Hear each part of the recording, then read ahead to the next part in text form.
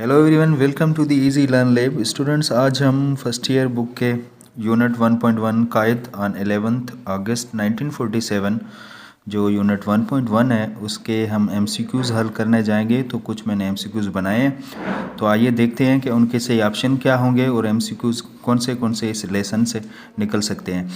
तो शुरू करते हैं। हमारा पहला एमसीक्यूज़ है, according to Quaid-e-Azam which of the following is fundamental principle. मतलब कायद-ए-आज़म के मुताबिक कौन सा बुनियादी उसूल है। तो इसमें ऑप्शन ए है no discrimination between citizen, option B है free to go to worship place, option C है no distinction between one and another, and option D है हमारे पास ऑल सिटीज़न आर इक्वल। तो इसका सही जो ऑप्शन होगा वो होगा ऑल सिटीजन्स आर इक्वल। ये कायद-ए-आज़म के मुताबिक सबसे बुनियादी उसूल है। तो आते हैं एमसीक्यूज़ नंबर सेकंड पे। इसमें if you change the dash and work together in spirit you are bound to succeed. अगर आप डैश को चेंज करके आगे बढ़ाएंगे तो आप ज़रूर कामयाब होंगे। ये कायद-ए-आज़म ने कहा था। किसको चेंज करके हम?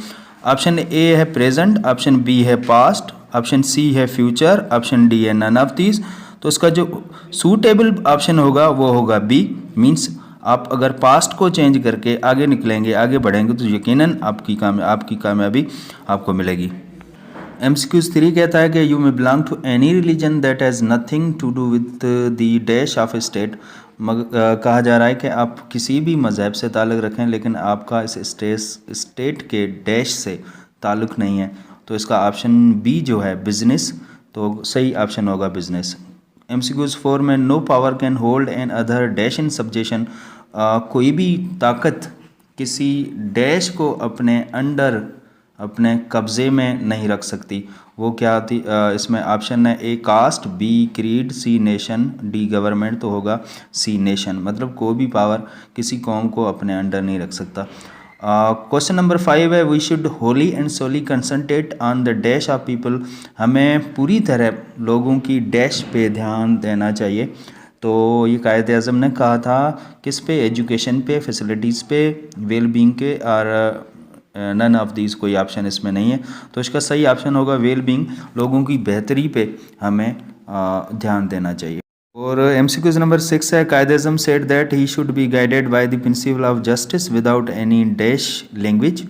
तो सही ऑप्शन होगा डी पॉलिटिकल लैंग्वेज। और एमसीक्यूज़ नंबर 7 में अगर हम देखेंगे, Quaid mentioned a legacy the evil of nepotism and dash. मतलब कायद-ए-आज़म ने कहा था का एक वो चीज़ है जो नस्ल दर नस्ल आ रही है। मतलब ये भी कह सकते हैं कि जो हमें पार्टीशन के बाद इंडिया से मिली है, एक तो नेपोटिज्म है, दूसरी डैश है। तो इसका सही ऑप्शन होगा क्वेश्चन नंबर 7 सही ऑप्शन होगा इसमें सी डी। मतलब करप्शन, ब्लैक मार्केटिंग, ब्राइबेरी इसमें है नहीं, जॉबरी। तो ऑप्शन सही जॉबरी होगा, लेकिन इसमें ऑप्शन नहीं है तो हम नन ऑफ दीज करेंगे।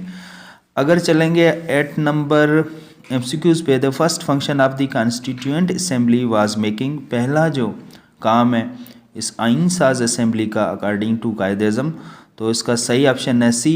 मतलब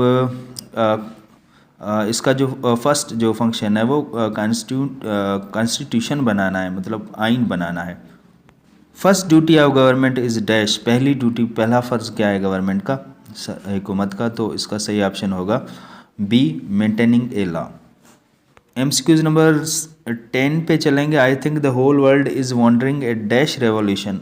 मेरे ख्याल में पूरी दुनिया जो है वो हैरान है किस रेवोल्यूशन पे, जिसकी वजह से ये जो दो स्टेट्स बनी है, एक पाकिस्तान और इंडिया। तो इसका सही ऑप्शन होगा D means cyclonic. MCQs number 11 में the constituent assembly has got dash main function to perform. तो होगा this constituent assembly has got to, मतलब option B. We shall make this constituent assembly dash to world. तो इसका option होगा C, we shall make this constituent assembly example to the world. MCQ number 13, I know that dash are frequently caught and punished. इसमें कहा जाता है कि अक्सर वो पकड़े जाते हैं और सज़ा भी आती है, इनको आती है। तो इसका सही ऑप्शन होगा black marketers, option A. MCQ number 14 है the thing that was already prevailing after partition was. Partition के बाद भी एक चीज़ है जो प्रिवेल है, जो हावी है, तो इसका सही ऑप्शन होगा ए, ब्राइबेरी। और MCQ नंबर 15 में मीनिंग पूछी गई है, बी सर्टेन टू मीनिंग क्या है, तो इसका सही ऑप्शन होगा डी, मीन्स बाउंड टू। और 16 में सोवरेन मीन्स, तो इसका ऑप्शन होगा B, means supreme. MCQ number 17 में gravest means, option D, serious. MCQ number 18 में to bury the hatchet means to, option A होगा, इसमें होगा to end fight to make peace. और 19 में ब्रिंग टू बेयर, तो इसका सही ऑप्शन होगा B, means encourage to do something. और इसके बाद 20 MCQs में ऑनरेस, तो इसका सही ऑप्शन होगा सी, मीन्स डिफ़िकल्ट।